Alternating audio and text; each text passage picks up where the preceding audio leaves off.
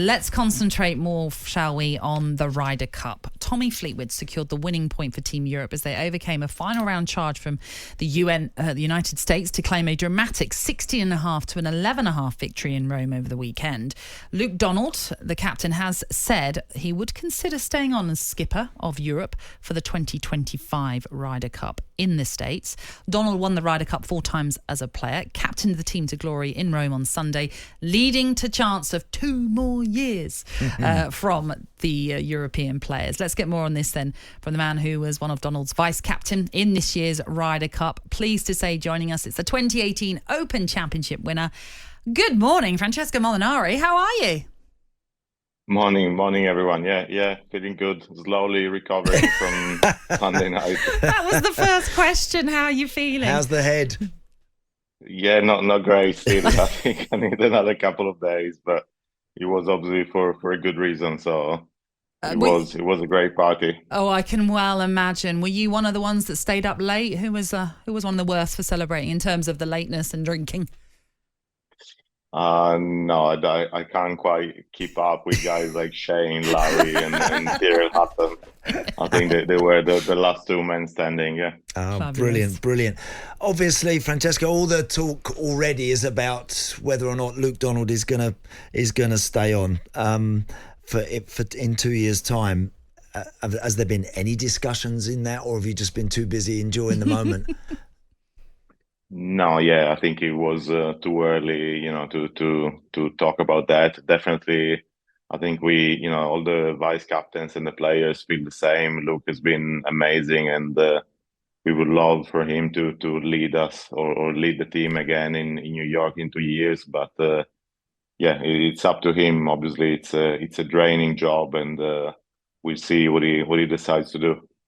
I'm trying to think back if I've ever heard a team unite with the 2 more years chant for another 2 years for a skipper, like with the Luke Donald situation.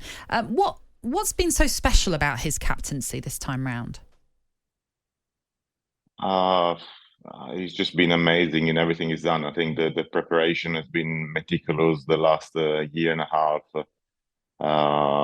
He did a great job unifying all the players, making us feel part of something special, even before the start of the week. And yeah, I mean, he really, I know it's a cliche, but he really left no stone unturned from the starts to the personality test. We got there really ready to go, and already with the clear plan in mind, and fortunately pretty much everything went according to that plan. When would preparation start, Francesco, for what's going to happen in New York in 2 years' time? Because I would imagine there's obviously a lot of questions being asked about Zach Johnson and the way that he allowed his players to prepare.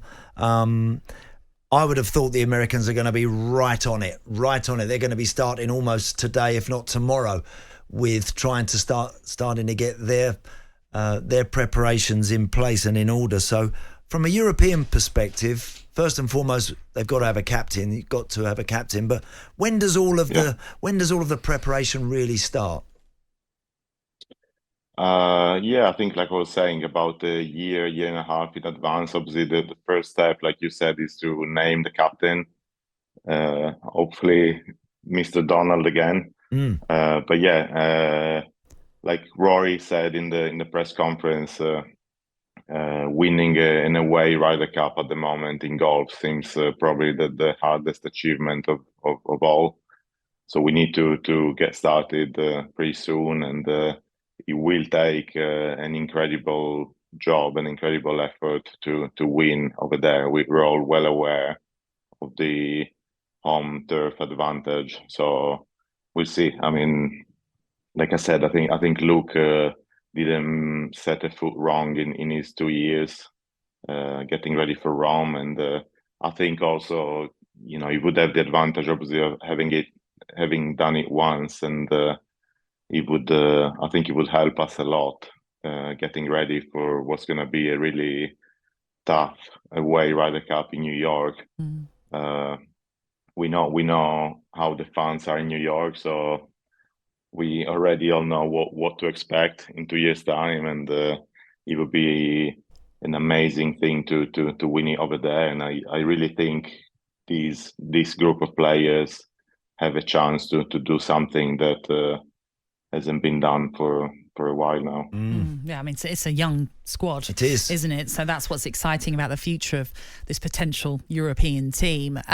Francesco, there's a couple of questions really, and one that I want to ask you. I want to ask you about how you found the role of being a vice-captain. What was that like? Would you want to do it again? And also, we've all seen this video circulating on social media of one of the spectators jumping into the pond after Tommy Fleetwood's winning hole. We're hearing that you had to get involved with the stewards to fish him out, perhaps. Is that right? Yeah, well, I mean, obviously the celebration started when Tommy won 16, because then we were sure mathematically of getting to 14.5 points. Yeah. But the issue was that Bob McIntyre and Wyndham Clark were standing on the tee. So, once he went in the second time, the spectator went in a second time into the lake. I just simply asked some of the marshals to please fish him out and keep things going, because the matches still have to finish, even if we had won the cup by then. And it just seemed unfair towards Bob and Wyndham. And also, I think we how can I say this? I didn't want to send like the wrong image. We want to be respectful of our of the Americans and celebrate in a proper way. Yeah, I mean, he was in there for a long time, wasn't he? About 10 minutes or so, by the look of it. He was doing a couple of lengths, swimming up and down. He was, yeah, exactly. But what about just your role as the vice captain? Did you enjoy it? Would you do it again? Yeah, I think just being part of the team in any form is amazing. Yeah, I got to know some of the younger players that I maybe didn't know as well a lot better. But even guys like Shane Lowry, we've been on tour for a long time.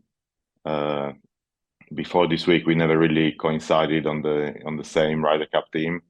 And the bond that you create being part of that team room is really unique. So, I mean, I'm 40 years old. I still hope maybe that there's one more Ryder Cup in me as a player. But if not, I'd love to be involved in any form. Yeah. Yeah. And just finally, Francesco, the atmosphere was brilliant. And I mean, it's certainly come across on television. We were all watching it. We all absolutely loved it. But it's kind of moving on. Each tournament, each Ryder Cup, the atmosphere is revved up more and more and more. It's going to be like fever pitch stuff in New York. Is there a danger that it can ever spill over a little bit too far? Yeah, I think there's always that danger. But I have to say the Americans have been respectful of us. The American team. I was part of the team in Medina in Chicago in 2012, and that got pretty rough at times with the crowds. But the American players were great, keeping it under control and kicking out the few spectators that didn't behave properly and according to the spirit of the game. So, like I said, New York is gonna be a really hostile environment for the European team. But we have 2 years to get ready, and I'm sure that the marshals and the American team themselves, that they'll be everything they can to keep it fair and just keep it within the limits. And just lastly, if you don't mind me asking this question, there was a lot of reports, whether they were true or not, about Patrick Cantlay and rifts within the US team, some centering on not wanting to wear caps, for example, some centering on should they be paid to play, and some US players suggesting that should be the case, that if they're playing at the Ryder Cup, they should be earning some money out of it. Do you think Ryder Cup players should be earning money, or is there more at stake with this? Is it just pride that you just want to be involved at the Ryder Cup, so it doesn't matter if you get paid? I think I don't want to sound naive or cliche again, but I think that's that's where the real difference lies between us and them. I won't say who, but I've heard in the team room last week a top player in the world saying that he would pay to play the Ryder Cup if he had to. So we really just enjoy spending a week together. We never really, as golfers, apart from the Ryder Cup, get a chance to share a locker room with teammates. And I think being Europeans, most of us grow up as football fans, and we sometimes would love to be football players and not golf players. And that's our chance once every 2 years to really get that sense of a team spirit and just a team experience. And we really love each other. And like I was saying before, the bonds that you create in the Ryder Cup carry on for the rest of your lifetime. Yeah. So who is your team? Amazing feeling. Who is your football team, Francesco?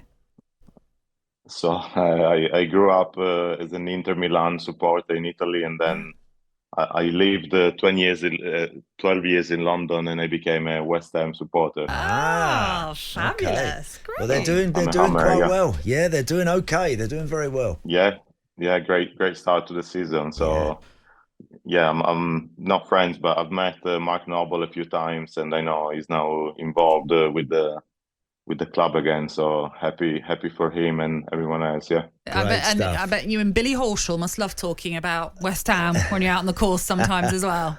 Fabulous. All the time. Yeah, exactly. talkSPORT Breakfast, waking you up Monday to Friday morning from 6 a.m. on AM, on DAB, via the talkSPORT app and on your smart speaker.